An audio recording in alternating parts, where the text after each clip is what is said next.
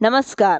महाराष्ट्र योजना कॉर्नरमध्ये आपल्या सर्वांचे स्वागत आहे. आज आपण आपल्या व्हिडिओमध्ये बघणार आहोत की माननीय श्री उपमुख्यमंत्री श्री देवेंद्रजी फडणवीस यांनी संजय गांधी निराधार योजनाबद्दल माहिती सांगितली आहे. त्यांना पैसे कसे मिळणार हे सर्व माहिती आपण आपल्या आजच्या व्हिडिओमध्ये बघणार आहोत आणि इतर ज्येष्ठांना सुद्धा यांचा लाभ मिळणार आहे. चला तर बघूया आपल्या आजच्या व्हिडिओच्या माध्यमातून. महाराष्ट्रातील उपमुख्यमंत्री श्री देवेंद्र फडणवीस यांनी अधिकृत ट्विटर हँडलवर जाहीर केलेल्या नवीन गोष्टीबद्दल जाणून घेणार आहोत. या घोषणेनुसार संजय गांधी निराधार योजना आणि वृद्ध पेन्शन धारकांना महिन्याला 2100 रुपये म्हणजेच वर्षाला 25,200 रुपये दिले जाणार आहे. चला तर या गोष्टीविषयी सविस्तर माहिती घेऊया. तसेच जर तुम्ही माझ्या चॅनलवरती पहिल्यांदा आले असाल तर कृपया चॅनलला सबस्क्राईब करा आणि व्हिडिओला लाईक करायला विसरू नका. तुम्हाला वेळोवेळी सर्वात महत्त्वपूर्ण आणि अपडेट्स मी देत राहते.